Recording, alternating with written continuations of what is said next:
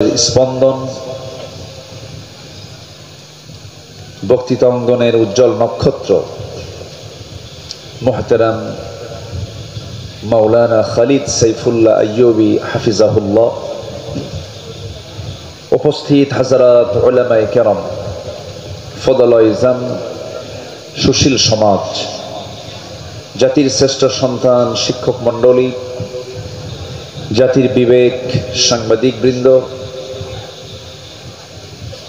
দূরে কাছের বিভিন্ন স্থান থেকে ছুটে আসা আমার প্রাণপ্রিয় সম্মানিত দ্বীনী ভাইরা, আড়ালে বসে আছেন শ্রদ্ধেয়া সম্মানিতা মা বোনেরা। আলোচনার প্রথমেই আনুষ্ঠানিকতার মধ্য দিয়ে আমার পক্ষ থেকে আবারও দিল খোলা সালাম, আসসালামু আলাইকুম ওয়া রাহমাতুল্লাহি ওয়া বারাকাতুহু।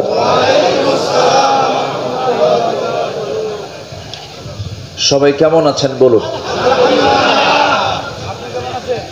আমাকে প্রশ্ন করেছেন, আল্লাহ তাআলা আমাকে আপনার মতোই আপনার সাথেই রেখেছেন, বলি আলহামদুলিল্লাহ। মহান রব্বে কারীমের শুকরিয়া, আল্লাহ তাআলা সুস্থতার মতো শ্রেষ্ঠ নিয়ামতকে সাথে নিয়ে আমাকে আপনাকে পৃথিবীর শ্রেষ্ঠ বরকতময় জায়গা কোরআনের মজলিসে, দ্বীনের এমন একটি বরকতময় বৈঠকে আমাকে কবুল করে নিয়েছেন। শুকরিয়া আদায় করছি, প্রাণ খুলে বলছি আলহামদুলিল্লাহ। অন্যদিকে দেন, আমার দিকে দিয়েন না। সবাই বলছি আলহামদুলিল্লাহ। চিৎকার মেরে বলছি আল্লাহুম্মা ইন্নী আসআলুকা আল হুদা ওয়াত তুকা ওয়াল আফাফা ওয়াল গিনা। সবাই বলি আল্লাহুম্মা আইন্নি আলা যিকরিকা ওয়া শুকরিকা ওয়া হুসনি ইবাদাতিকা। আমরা আল্লাহ তাআলার শুকর আদায় করে নিলাম। আমরা ইতিপূর্বে বাদে মাগরিব থেকে নিয়ে এত সময় পর্যন্ত অত্যন্ত চমৎকার, মুক্তা সদৃশ এবং তেজোদ্দীপ্ত দলিলে ভরা অনেক দামি দামি কথা আমরা শুনেছি। আমি খুব বেশি লম্বা সময় নেব না, নাতে দীর্ঘ কিছু কথা বলতে চাচ্ছি। আল্লাহর শুকরিয়া যে মহান রব্বুল আলামিন কোরআন শোনার এমন একটি নিরাপদ পরিবেশ আমাদের জন্য তৈরি করে দিয়েছেন, বলি আলহামদুলিল্লাহ। দেশ স্বাধীনের পর থেকে নিয়ে আজ পর্যন্ত এই 54-55 বছরে এই প্রথম মুক্ত পরিবেশে, মুক্ত মঞ্চে, মুক্ত মনে ওলামা হযরতরা এই বছর কিছু কথা বলার সুযোগ পেয়েছেন, আলহামদুলিল্লাহ। মূলত মাহফিল বন্ধই ছিল। মাহফিলের যে সৌন্দর্য, যে মাহফিলগুলোতে চিত্রায়িত হতো, যেমন চট্টগ্রামের প্যারেড ময়দানের যে মাহফিল, সিলেটের আঞ্জুমানে খেদমতে কোরআনের যে মাহফিল, এরকম করে বিভিন্ন যে প্রাতিষ্ঠানিক যে মাহফিলগুলো, যেখানে লক্ষ লক্ষ জনতার ঢল নামতো, এই মাহফিলগুলোকে মূলত তারা দাফন কাফনের সিদ্ধান্ত নিয়েছিল। কিন্তু দাফন কাফন করতে গিয়ে, সিদ্ধান্ত নিতে গিয়ে দাফন কাফন তাদেরই হয়ে গেছে। সম্মানিত ভাইয়েরা, সম্মানিত বন্ধুগণ, আমরা সুন্দর মুক্ত একটা পরিবেশ পেয়েছি, বলি আলহামদুলিল্লাহ। সম্মানিত উপস্থিতি, আমার পূর্বে ইয়াহিয়া তাকি অত্যন্ত গুরুত্বপূর্ণ দিক নির্দেশনামূলক, যদিও কথাগুলো খুবই সংক্ষিপ্ত, কিন্তু সব ওয়াজ আমার মনে হচ্ছে ইয়াহিয়া তাকি করে ফেলেছে। আলহামদুলিল্লাহ, সবকিছু একটা নির্যাস থাকে না, মেসেজ তার মুখ থেকে বের হয়েছে। আসলে এত অল্প বয়সে মানুষের হৃদয়ে এত দ্রুত পৌঁছে যাওয়া, এটা খুবই কম সংখ্যক বান্দারই জোটে, যা আল্লাহ তাআলা ইয়াহিয়া তাকিকে দান করেছেন। তো এই সম্পদটা আপনাদের, এই এলাকার কৃতি সন্তান, দোয়া করবেন না? লম্বা একটু খাটো হলেও এলেমের লম্বা, এলেমেরটা অনেক লম্বা, আলহামদুলিল্লাহ বলে। মানে আকারে খাটো কিন্তু এলেমটা অনেক লম্বা, আলহামদুলিল্লাহ বলে। আলহামদুলিল্লাহ। তবে খাটো মানুষের কিন্তু বুদ্ধি বেশি থাকে, আমি লম্বা তো আমার বুদ্ধি একটু কম। খুব সুন্দর তিনি কথা বলেছেন। আমরা নেতৃত্ব দেখেছি অনেক, আমরা চাঁদাবাজকে দেখতে চাই না। আসতে কন কেন? আমরা নেতৃত্ব দেখেছি, কিন্তু অসৎ নেতৃত্বের বুকে আমরা লাথি মারতে চাই। আমাদের সব অর্জন হয়ে যাবে যদি আমরা সৎ নেতৃত্ব যদি তৈরি করতে পারি। এজন্য আমাদের কিছু কাজ করতে হবে। ব্যক্তি গঠন, পরিবার গঠন, সমাজ গঠনে আমাকে আপনাকে চরমভাবে আপনাকে পরিশ্রম করতে হবে, কাজ করতে হবে। ব্যক্তি গঠন হবে কোরআন বাদ দিয়া, নাকি? আসতে বলেন কেন? আজকে দেখেন, দেশ স্বাধীন হয়েছে কত আগে। মিনিস্ট্রি অফ এডুকেশন ছিল, শিক্ষা মন্ত্রণালয় ছিল, ধর্ম মন্ত্রণালয় ছিল, তারপরে পরিকল্পনা মন্ত্রণালয় ছিল। এতগুলো মন্ত্রণালয় থাকার পরেও গোটা পৃথিবীর দ্বিতীয় বৃহত্তম মুসলিম জনপদ বাংলাদেশ, সেই দেশের বসবাস করা মুসলমান যেই কিতাবের জ্ঞান না থাকলে, যে কিতাবটাকে সহি না করে পড়লে তার কোনো ইবাদত আল্লাহ পাক কবুল করবেন না, নামাজ কবুল হবে না। সেই কোরআনটাই আজকে জাতির হাতে তুলে দিতে পারে নাই। আমি যদি বলি, এখানে যারা বসে আছেন, কোরআনটাকে শুধুমাত্র অর্থ না, ব্যাখ্যাও না, শুধুমাত্র সহি করে কোরআন পড়তে পারেন, সবার হাত কি উঠবে? আমি কিন্তু লজ্জা দিচ্ছি না, মন খারাপ করবেন না। আমি যদি বলি এখানে নন মুসলিম কেউ আছেন, থাকলেও দুই একজন থাকতে পারেন, কিন্তু ম্যাক্সিমাম কিন্তু এখানে মুসলিম। অথচ মুসলিম হওয়ার পরেও, মুসলিম পরিবারে জন্মগ্রহণ করার পরেও আমি আপনি সহি করে কোরআন পড়তে পারছি না, কোরআন পড়তে পারি না।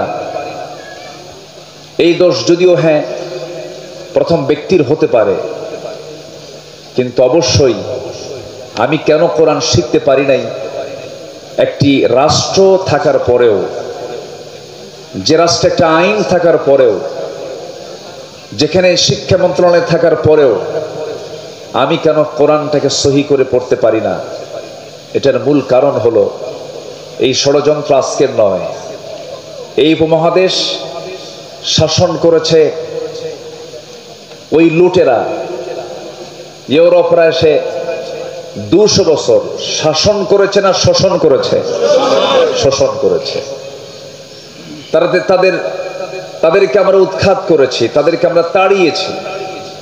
ব্রিটিশ বিরোধী আন্দোলন করেছে এই জাতি, কিন্তু ব্রিটিশরা চলে গেল, তাদের রেখে যাওয়া ব্রিটিশ ল প্রত্যেকটা কোর্টে, আদালত প্রাঙ্গণে আছে না নাই বলেন তো? আমাদের এলাকায় একটা গালি আছে, যদি কেউ যদি খুব বদমাইশ হয় তাকে বলে তুই তো ব্রিটিশ।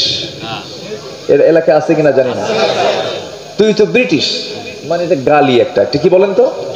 গালি। কেন বলবে না?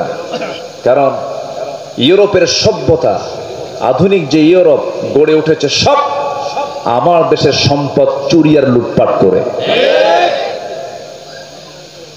সম্মানিত ভাইয়েরা, সেই ব্রিটিশ বিরোধী আন্দোলন করে তাদেরকে তাড়ালাম, তাদের তৈরি করা আইনকে আমরা এখনো রেখে দিয়েছি, তাদের তৈরি করা সিলেবাস কারিকুলামকে আমরা এখনো রেখে দিয়েছি। এজন্য এই জাতির এখনো ভালো করে দিন শেখা হলো না, ভালো করে কোরআন শেখা হলো না। এরপরে আবার বিগত 16 বছর খুব বরকতের সরকার ছিল, যতটুকু ছিল ইসলাম এটাকেও তারা মুছে ফেলার সমূহ চেষ্টা করেছে। এমন কোনো ওয়ে নাই, সকল ওয়ে তারা খাটিয়েছে, কিন্তু সবচেয়ে বড় ধরা কার? আসতে বলবেন না কার? আল্লাহ আছেন না নাই? আল্লাহ ছিলেন, আছেন, থাকবেন। তিনি প্রথম, তিনি শেষ, তিনি গোপন, তিনি প্রকাশ্য। আল্লাহ রাব্বুল আলামিন বলেন, হুয়াল আউয়ালু ওয়াল আখিরু ওয়াল যাহিরু ওয়াল বাতিন ওয়া হুয়া বিকুল্লি শাইইন আলীম। তিনি প্রকাশ্য, তিনি গোপন, তিনি প্রথম, তিনি শেষ। সকল ক্ষমতা কারো হতে পারে না, সকল ক্ষমতা একমাত্র কার? সকল ক্ষমতা কার? আল্লাহ। এদেশের জনগণ ভাবছিল না মরা পর্যন্ত উপায় নাই। আল্লাহ কয়, এত হতাশ হলে হয়? আমি কি আল্লাহ নাই? আলাইসাল্লাহু বিকাফিন আবদা। বান্দার জন্য যথেষ্ট কে? আসতে বলবেন না কে? আমরা চাওয়ার চাইতে বেশি পেয়ে গেছি, এটা যেন আমাদেরকে বিপদে না ফেলে। আবার কেমন যেন মনে হচ্ছে আমার কাছে, আমরা বেশি মনে হয় পেয়ে গেছি। এটার জন্য আমরা যেন এই বিগত 16 বছর, ফেরাউন বেঁচে ছিল হলো 1600 বছর, এরা ছিল 16 বছর। সংখ্যার যে মিল হলো কেমনে বুঝলাম না। সংখ্যার মিল আছে কিনা বলেন? চরিত্র মিল ছিল। ফেরাউন এমন কোন আকাম কুকাম নাই যা ছিল না। তার ক্ষমতা থাকার জন্য ইউযাব্বিহুনা আবনাআকুম ওয়া ইস্তাহয়ুনা নিসাআকুম, ছেলের সন্তানগুলোকে একদম জিন্দায় মেরে ফেলত, মেয়ের সন্তানগুলোকে জীবিত রাখত। কেন? নেতৃত্ব যেন না তৈরি হয়। নেতৃত্ব তৈরি হওয়ার ভয়ে মার পেট থেকে সন্তান চিরে বের করে হত্যা করত। কত বড় নরপিশাচ ছিল হলো ফেরাউন।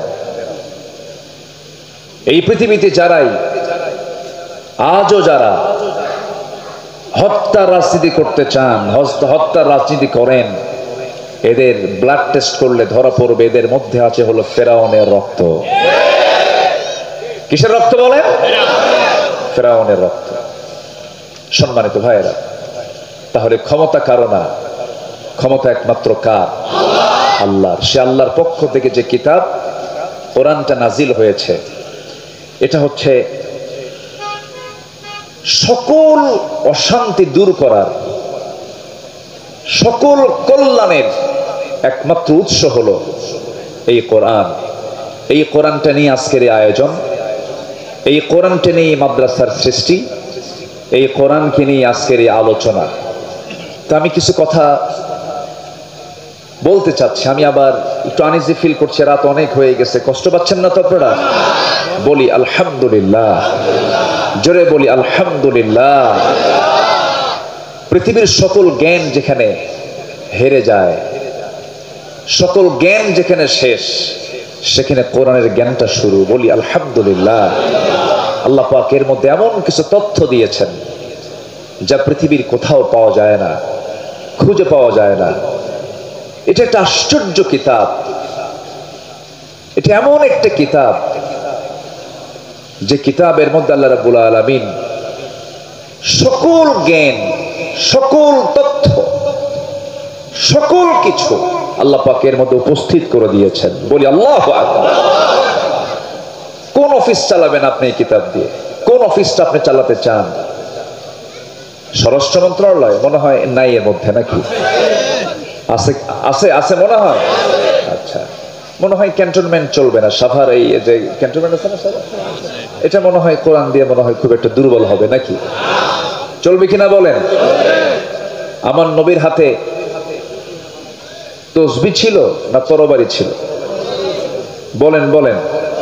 ওই যে আমরা তসবিহ কিনে আনেন হাজির সাহেবরা, এরকম তসবিহ হাতে ছিল না তরবারি ছিল? রাসূল তসবিহ ব্যবহার করেছেন, আমি পাইনি কোথাও, এটা আমি পাইনি। মাঝে মাঝে হাতে তসবিহ থাকে কিছু কিছু ব্যক্তির, দেখি মুখ নড়ে না কিন্তু হাত নড়ে, আছে কিনা বলেন? আচ্ছা, নড়া দরকার কি? মুখের উচ্চারণ যদি না হয় তাহলে কি হলো বলেন? সুবহানাল্লাহ, এটা আসতে বললেও কি মুখ নড়ে কিনা বলেন? কিন্তু মুখ নড়ে না হাত নড়ে, লক্ষণ কি বলেন তো? লক্ষণ কি? খালি এটা নড়তেছে, এই কথা কয়, আবার এদিকে কথা কয়, এই কথা কয় আর এদিকে তসবিহ নড়ে, আছে কিনা বলেন? তাহলে এটা কি বলেন? এটা কি বলেন? এটা কি তাসবিহ? হ্যাঁ। আমার নবীজির হাতে গণনার জন্য কোনো তাসবিহ ছিল না, আমার রাসূলের হাতে ছিল দ্বীন প্রতিষ্ঠার জন্য তরবারি। আমাদেরকে কথা বলতে দেয়নি দীর্ঘ 16 বছর। কত আলেমকে কত যে প্রকার জুলুম করেছে। আল্লামা সাঈদীর মতো মানুষটাকে ধরে রিমান্ডে নিয়ে প্রায় 2-2.5 মাস ধরে একটানা 3 দিন 4 দিন পর্যন্ত একটা চেয়ারে বসে রেখে হিন্দু পুলিশ দিয়া তার মুখে থাপড়ানো হয়েছে। মাথা চক্কর মেরে তিনি পড়ে গেছেন। সম্মানিত ভাইয়েরা, আল্লাহ কি শোনেন না? আল্লাহ শোনেন কিনা বলেন? আল্লাহ শোনেন। চোখের পানিতে যায় নামাজ ভিজে গেছে, চোখের পানিতে জেলখানার বালিশ ভিজে গেছে। আজকের যিনি মেহমান কথা বলবেন, আমার প্রিয় ভাই খালিদ সাইফুল্লাহ আইয়ুবী, তার হাত ভেঙে দেওয়া হয়েছে।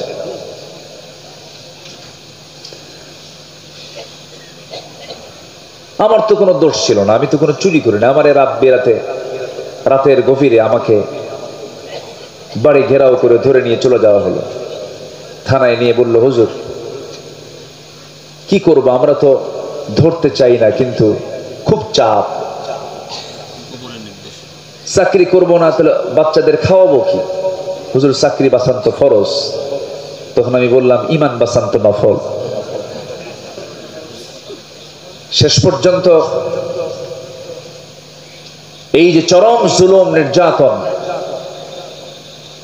সরাসরি সাহায্য নাজিল করেছেন তিনি আমার কে? আসতে বলবেন না, তিনি আমার কে? আল্লাহ। আসুন না সে আল্লাহর পথে, আল্লাহর পথে, আল্লাহর আইনের দিকে আমরা একটু দৌড়াই। মাগফিরাত কামনা করব কার? আল্লাহ।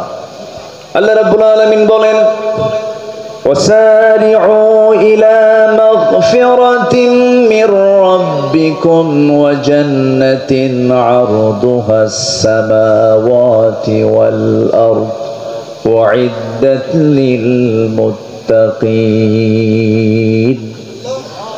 তুমি তোমার রবের মাগফিরাতের দিকে দৌড়াও, জান্নাতের দিকে দৌড়াও, অলসতা করো না, বক্র কোনো পথে যেও না, সেই পথটা নিয়ে নাও। সবাই বলুন, ইহদিনাস সিরাতাল মুস্তাকিম সিরাতাল্লাযীনা আন'আমতা আলাইহিম গায়রিল মাগদুবি আলাইহিম ওয়ালাদ-দাল্লিন। এরপরে আমিন। আর একটু জোরে বলুন না ভাই, আমিন। আল্লাহর পথে টিকে থাকতে হবে। ঈমান টানা সহজ, কিন্তু ঈমানের উপরে টিকে থাকাটা কঠিন। নবীর হাতে বায়াত নিয়ে দিন গ্রহণ করে বেঈমান হয়ে মারা গেছে এমন রেকর্ড আছে না নাই? নবীর চেহারা দেখে, নবীর বয়ান শুনে, নবীর হাতে হাত রেখে ঈমান গ্রহণ করার পরে আবিসিনিয়াতে হিজরত করে পর্যন্ত চলে গেছে, সেখানে খ্রিস্টান হয়ে দুনিয়া থেকে বিদায় নিয়েছে। এই জন্য আমার বন্ধুগণ, আল্লাহ রাব্বুল আলামিন সেজন্য সুন্দর করে এক জায়গায় বলছেন, ইন্নাল্লাযীনা ক্বালু রাব্বুনাল্লাহু সুম্মা ইসতাকামু তাতানাজ্জালু আলাইহিমুল মালায়েকা আল্লা তাখাফু ওয়া লা তাহজানু ওয়া আবশিরু বিল জান্নাতিল্লাতী কুনতুম তুআদুন। জোরে বলুন আল্লাহু আকবার। যারা ঈমান আনবে এবং তার উপরে টিকে থাকবে তাদের জন্যই তো জান্নাত। টিকে থাকতে হবে, শেষ নিঃশ্বাস পর্যন্ত বলতে হবে আমার রবকে। আস্তে বলবেন আমার রবকে, আল্লাহ আমার রব। টিকে থাকতে হবে। ঈমান টানা যায়, কিন্তু ঈমান আনার পরে হাজারো বাধা আপনার সামনে আপনার জীবনে চলে আসবে। হাজারো ঝামেলা আসুক না কেন, মহামুসিবত আসুক না কেন, সেই সময় প্রকৃত যারা ঈমানদার তাদের জবান থেকে বের হবে কি, আল্লাযীনা ইযা আসাবাতহুম মুসিবাতুন ক্বালু ইন্না লিল্লাহি ওয়া ইন্না ইলাইহি রাজিউন। জোরে বলুন আল্লাহু আকবার। যখন কোনো বিপদ আসবে ভাবতে হবে আল্লাহর সাহায্য, আল্লাহ পাক আমার প্রতি সাহায্য নাজিল করবেন। আশাদ্দুন নাসি বালাউল আম্বিয়া সুম্মাল আমসাল ফাল আমসাল। এই জগতে আদম থেকে শুরু করে নিয়ে আজ পর্যন্ত যত মানুষ পাঠিয়েছেন এবং পাঠাবেন, এর মধ্যে সবচেয়ে বড় বালা মুসিবত এসেছে হলো নবীদের উপরে, এবং তারপরে যত বালা মুসিবত আসছে আমার আল্লাহর যারা পছন্দের বান্দা তাদের উপরে। তাহলে বালা মুসিবত বিপদ আল্লাহ পাক দেন কি খারাপ ব্যক্তির উপরে বেশি না ভালো বান্দার উপরে বেশি? ভালো বান্দার উপরে বেশি। বিপদ আসবে, মুসিবত আসবে, কিন্তু চ্যালেঞ্জ ধরে রাখতে হবে হলো ঈমানের। ঈমান যেন আমার ছুটে না যায়। ঈমান চলে গেল তো সব চলে গেল। সম্মানিত ভাইয়েরা, আর সেই ঈমানকে ধরে রাখার জন্য যে ইলম দরকার, যে জ্ঞান দরকার, জ্ঞান এটা এমন একটি সম্পদ যে জ্ঞানী হয় শয়তান তাকে ধোঁকা দিতে পারে না। শয়তান তাকে কি করতে পারে না? ধোঁকা দিতে পারে না। শয়তান মূর্খের কাছে গিয়ে যত আরাম পায়, জ্ঞানীর কাছে গিয়ে সেই মজাটা পায় না। এজন্য আল্লাহ তাআলার প্রথম হুকুম কি বলেন তো? পড়ো। বলেন তো কি প্রথম হুকুমটা কি বলেন? পড়ো। ইকরা, পড়ো। কার নামে? আস্তে বলবেন না, কার নামে? আল্লাহর নামে পড়ো। আমার দেশে পড়াশোনা যে হচ্ছে না তা না, হচ্ছে। শিক্ষিতের হার বিগত সকল সময়ের চাইতে এখন বেশি না কম? বেশি। আমার দেশে এখন শিক্ষিতের হার অনেক, কিন্তু যে শিক্ষিতরা আমরা দেখতে পাচ্ছি, যে শিক্ষিতদের দেখতে পাচ্ছি, আমার দেশের উন্নয়নে